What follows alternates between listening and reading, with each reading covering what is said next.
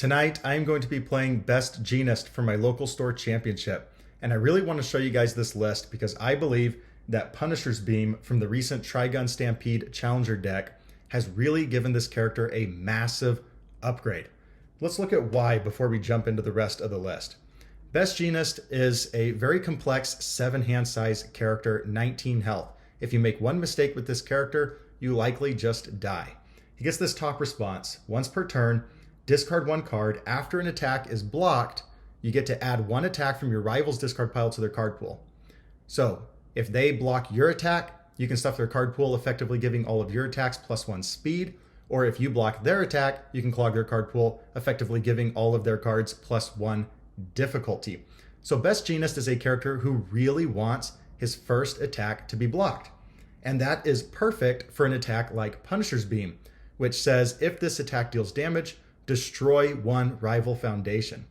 So now either your rival is letting you selectively destroy a foundation, or they are going to be letting you clog their card pool. So with the block in their card pool, plus the attack that you put in, they now have 2 cards in their card pool, effectively giving all of your future attacks +2 speed. But it goes beyond that for why Punisher's Beam is great for Best Jeanist. He gets this second response. After the second attack this turn is played, it gets +2 speed and +2 damage, or -2 speed and -2 damage. If there's a ranged card in your card pool, draw one card. So Best Jeanist really wants almost all of his attacks to have the ranged keyword, which Punisher's Beam conveniently does. Not only that, but Punisher's Beam has the Breaker 1 keyword, which means if we block with Punisher's Beam, and then we say Breaker 1, and then we respond and clog their card pool, now it's effectively, like we said, Breaker 2. So the Breaker really plays into Best Jeanist's plan of making your rival have a hard time with their checks. And Punisher's Beam has this top enhance, mill 3, add a ranged or weapon card milled this way to your momentum. Effectively, if you have like a powerful ability on a future attack, this is donating damage to a future attack. Because remember, we want Punisher's Beam to get blocked. This is an attack that is begging to get blocked. When they block it, we're going to clog their card pool. We're going to get this free momentum. We're going to use the momentum to put on some massive damage on a future attack. This card basically is everything that Best Jeanist wanted. I think if you would like, you could go ahead and just put some Best Jeanist art on it. You know, if I had good Photoshop abilities, I would just Photoshop in like Wolfwood's cross, like his massive cross gun right here on Best Jeanist. But let's look at the rest of the deck. Of course, we are playing 4 copies of Punisher's Beam. I think this is an absolute must. I think that this attack is incredible. It is the perfect string starter every single time. You want to see it early in the game. You want to see it late in the game. So we have 4 copies of that.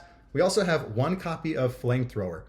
Basically, I consider this like 2/3 as good as Punisher's Beam. And so it's just like a 5th copy of Punisher's Beam. It says if this attack deals 5 or more damage, destroy one rival foundation. And it's at 5 damage, basically saying if they don't block this attack and let you use Best Jeanist response, you're going to get to selectively destroy something. It gets to be a little fast if you discard the top card of your deck and you discard like an attack, then it becomes like a 7-bit 5. It also has the powerful 3 keyword.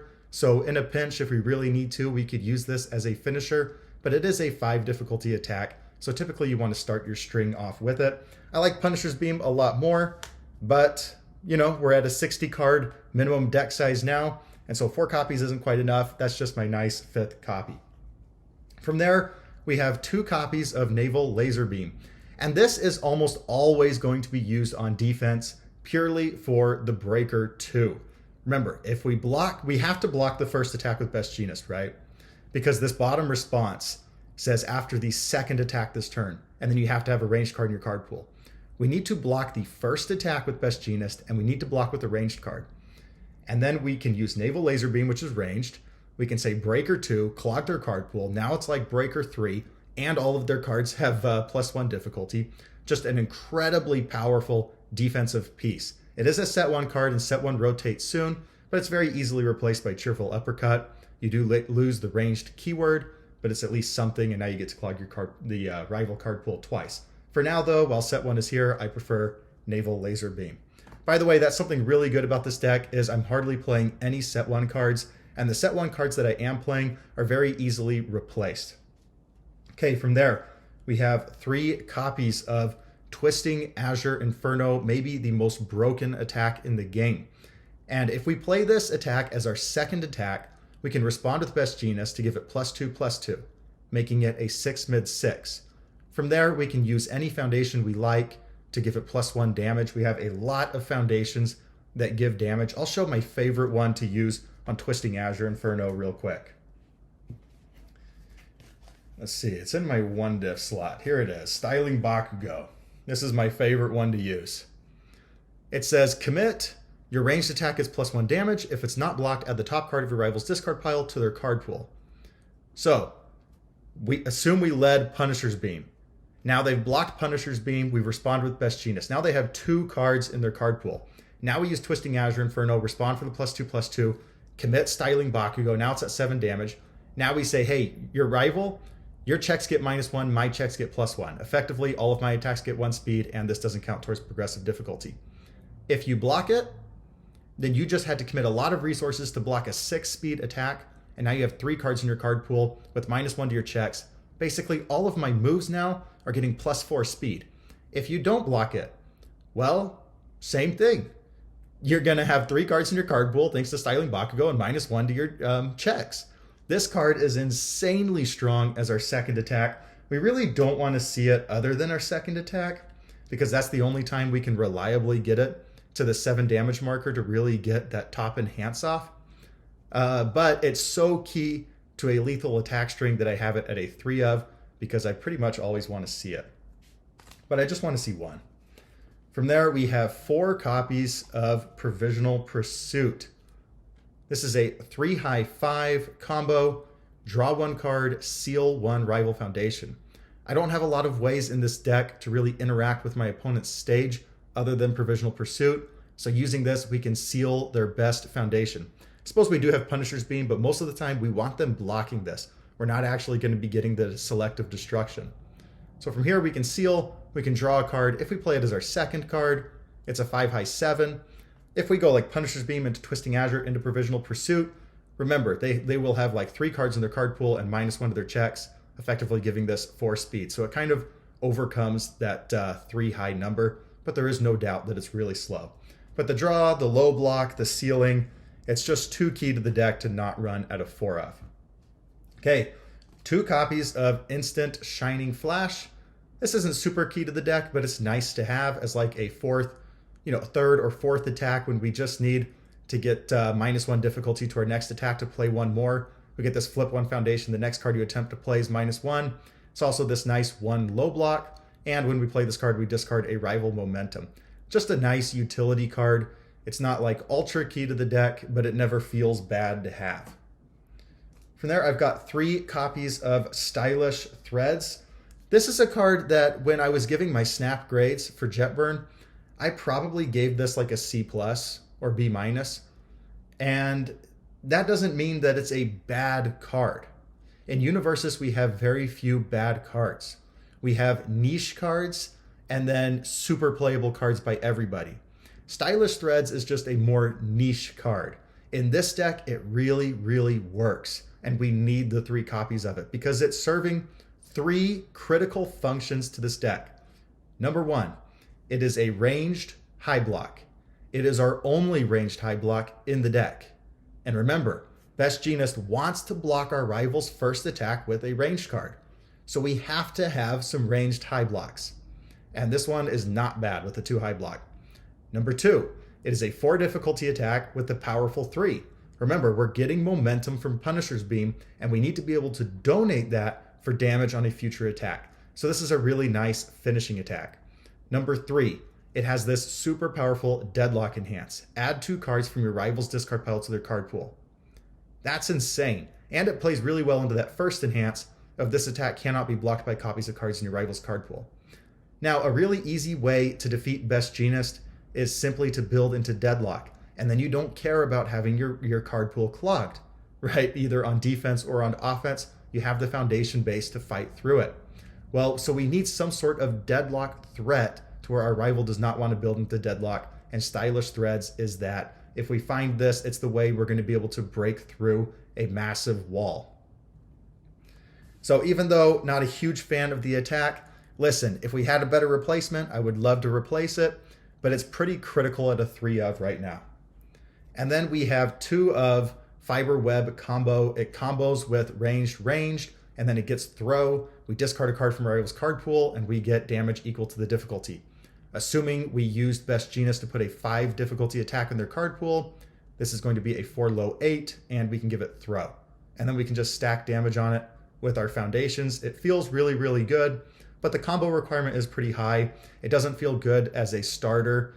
It feels good as a finisher. So typically with this attack lineup, what we want to do is we want to start out with Punisher's Beam, force the block, clog their card pool. We want to follow that up with the Twisting Azure, Inferno, respond for the speed and damage, and then give it the extra damage, make it not count towards progressive, use the Styling Bakugo. Now they have 3 cards in their card pool and -1 to their checks. From there, we can play like Provisional Pursuit and draw. Oh, by the way, Best Jeanist, we have to discard a card for this and then draw for this, so we get to filter a foundation out and hopefully draw another attack. Provisional Pursuit, we're going to draw another card. From here, we can play like Instant Shining Flash and say -1 to our next check, and then we can finish them off with like a stylish Threads. If they're still not finished off, throw in a fiber web combo. This is like the attack line that we want to see. Most of the time, Naval Laser Beam, again, it's pretty much a defensive card. We can use it as an attack when we need, but we're really putting that in the deck for the breaker too. So that is the attack line of the deck. Let's jump into our actions and assets.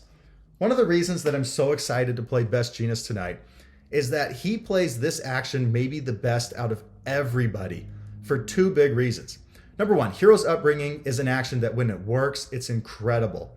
And when it doesn't work, it feels terrible. There's like no in between with this action.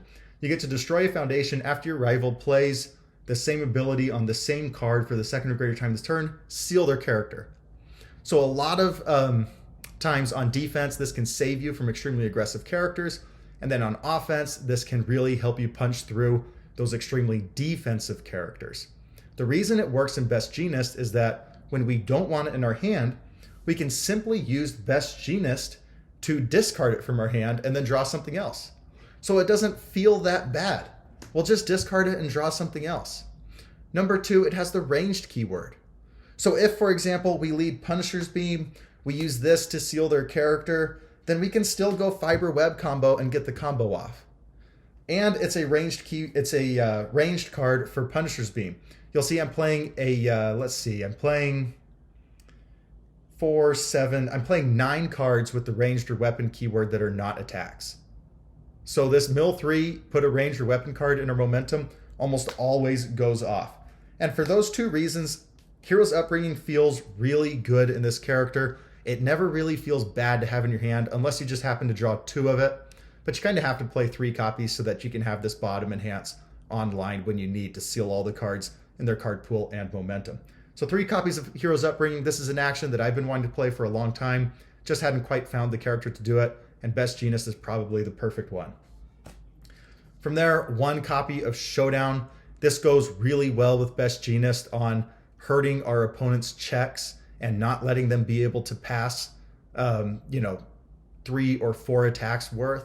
And we typically want to use this on their second attack when we give it the -2 speed, because we're not giving speed reduction on face. We're kind of counting on our foundations to get the speed down because this is a 3 high block, but it feels incredible when it works. And again, if you don't want it, discard it with Best Jeanist. Lastly, I've got this asset in here, Interdimensional Plants. This is a card that I just want to see if it's good or not. I'm going to be perfectly honest. This probably should just be another copy of Unbreakable, another copy of Brute Strength, something else that's a 2 high block because I do need the high blocks. But I'm just testing it out tonight because this is a card, I think I gave it like a B- in my snap grades. Could be really good. It could just feel terrible. I'm going to see. I'll let you guys know. It says commit, destroy foundation, draw a card. Your next check gets +1. Basically, it's like an 11th foundation. Gets you a little extra draw. And then we can discard a momentum to give 3 damage. Again, we only have 4 cards here that we have the 1 flamethrower and the 3 stylish threads that have powerful on them. So if we have interdimensional plants out, it's like all of our attacks have that powerful 3, and we can use it from the Punisher's Beam. I don't know if it's going to stay in the deck. In fact, it probably won't, but we're just trying it out. There's nothing wrong with that. Next up, let's jump into our foundations. 2 copies of Unbreakable. Again, it's really important for us to block with a ranged card on our first block, but we are only playing 3 high blocks on ranged cards. So this is where Unbreakable comes into play. Now we can commit Destroy Foundation, block with Naval Laser Beam, and now it's considered completely blocked, and we got that Breaker 2 response off. Also, this deck is like 63 cards, and I think we have like 25, 26 mid blocks, so we're a little mid block heavy, and this is going to help those be full blocks.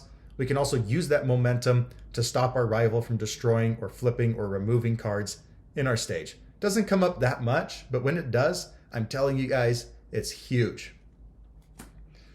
2 copies of Blood Evaluation, another way to use our momentum, and now we're going to be able to draw a card and just ready it up, and it's a high block. That one doesn't need too much explanation. 4 copies of Always Cool. It is a ranged foundation, and we can always just put it into our card pool and build the top 2 cards of our deck, which is going to mean, you know, if we use this on their first attack, we have a ranged card in our card pool, and we get to use that draw on Best Jeanist bottom response. Also, this response right here, very, very powerful. After an attack is played, its damage cannot be modified. 2 copies of Learning to Harden. This is nice for like Twisting Azure Inferno to get at the damage we need. It's nice on defense for the -2 speed. We can destroy it with Brute Strength to draw a card. There's a lot of versatility here. Honestly, probably should be running 3 or 4 of this and not just 2, but it is a mid block, and I was already kind of mid block heavy. But the first order of business for a 7-hander with 19 health is don't die. And speed reduction will do that for you. Or you can use it on offense when you really need. 2 copies of In Control, a little more speed reduction. We can also increase our speed. Best Jeanist only on 1 attack is increasing speed. A lot of these are like 4, 3 speed. And so this can come in handy there. The flip for -2 speed is nice, but it's also our only sort of throw hate in the deck, and it goes along with this. We are hurting our rivals' checks. We play a little bit like Shigaraki 3 in that manner. Graceful Maneuvers, we're a 7-hander with 19 health. Listen, we're going to have to block 3 or 4 times. You know, hopefully they can't play more than 4 attacks because of us clogging their card pool, but we're just going to have to do it. And this Graceful Maneuvers is going to get us that 4th, that 3rd block that we really need to stay alive. Attack gets -2 speed, an additional -1 speed for each card in your card pool. So basically, none of the cards in your card pool count towards progressive, and we get to commit for -2 speed. Then we got 2 copies of Brute Strength. This is going to be the best way for us to actually kill our rival. Lose a health, give it a damage, or destroy a foundation, give it a damage. That one, I don't think Brute Strength really needs any sort of introduction, right? 1 copy of Night Watch. Again, we're playing 4 actions. So if we remove this, remove an action, we can cancel and enhance. And this gives us some deadlock, add a combo attack from our card pool to our hand. We have 6 deadlock or combo pieces, right? We have the 2 Fiberweb combo and the 4 Provisional Pursuit. So that's online. Both of these effects are online pretty much. Maybe should be playing 2 copies, but it is unique. So 1 copy feels nice. The 3 Styling Bakugo, love to use this on Twisting Azure Inferno. Really, anytime on my 2nd attack, I love to use this card. Force that block out of them when you've given your attack +2 speed, and now they're going to have 3 cards in their card pool. From there, they're pretty much wide open for the attack.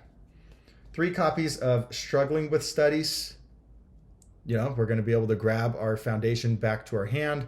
It's a nice low block. This is just a staple in the game. It's nice that it's set 2 and not set 1, so it'll be around for a long time to come. My favorite use of Struggling with Studies, honestly, is to flip and pull a Naval Laser Beam back into my hand, Breaker 2 them once again.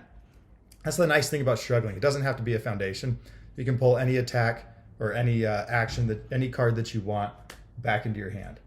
2 copies of Refreshing Slice. This is a weapon, so Punisher's Beam can add this to our momentum.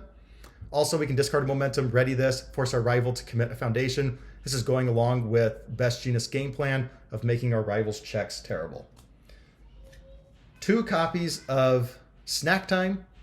This is the primary way where we add speed to our cards. We had the 2 copies of In Control. Now we have the 2 snack times. When we're a 7-hander, right? So when we're really going in for the kill, we can discard our extra cards, discard our foundations, give our attacks a speed and stun 1, and it's just a little more deadlock. Flip a foundation, draw 1 card. 2 copies of shock absorption, just for the speed control. When we really need it, we can blow it up for -2 speed. 1 copy of Forcing Surrender, kind of just testing this card out. After we play a combo, we can make our rival discard a momentum. That's not nothing. Combined with Instant Shining Flash, we now have 3 cards of momentum hate, but it's mostly here for Hero's Upbringing. We can flip, and then we can discard Hero's Upbringing from our card pool. So if we use this on offense or defense, and we have Forcing Surrender out, we can go ahead and get it out of the card pool. Because Hero's Upbringing, one of the major downsides of it is that it's not clearing itself from the card pool. 4 copies of Surviving the Final. On death, I think this is just absolutely needed. It's a nice 0 death so we can get those consistent, strong early builds. Once per turn, attack gets -1 speed. That is good enough for me. One of the best post-rotation. Okay, when set 1 rotates with Yu Yu Hakusho, Surviving the Final, probably a top 3 0 difficulty foundation. I'm not even sure that's a hot take.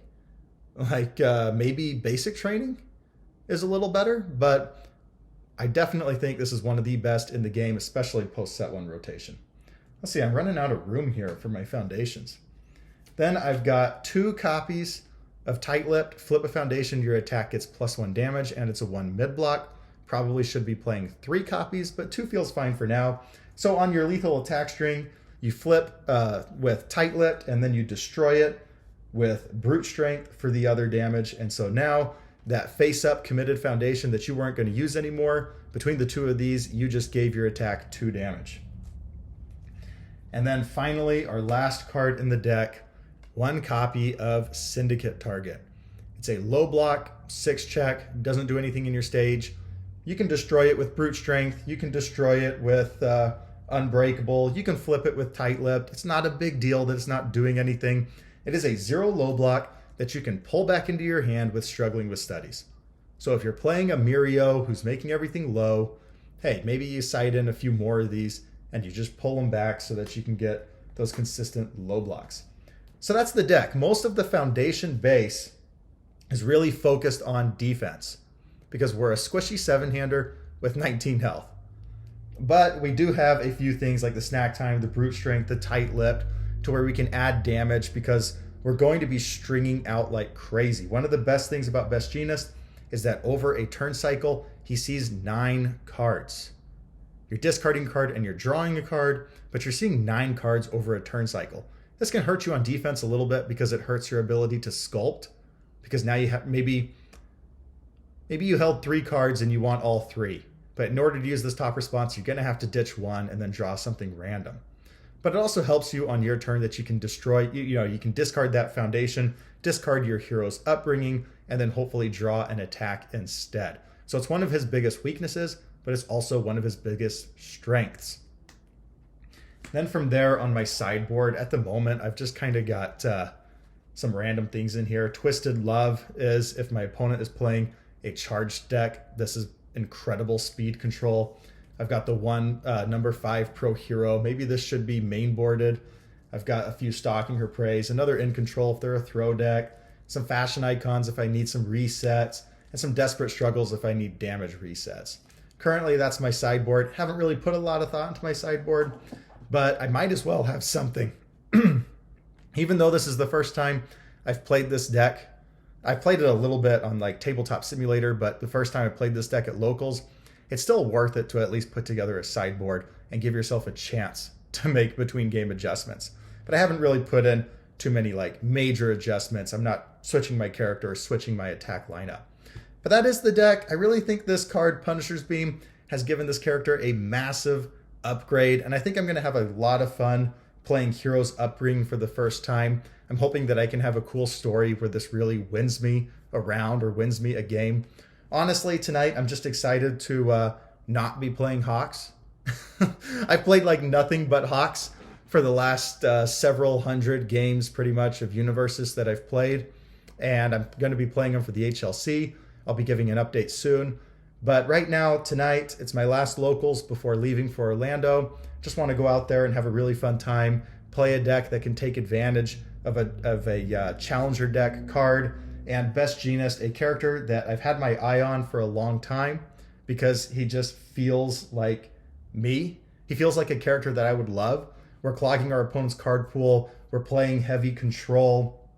We're seeing 9 cards. We're a 7-hander. He feels like he's going to be a lot of fun, but he also requires a lot of skill. So I'm not going to be surprised if I just kind of misplay tonight and end up dead.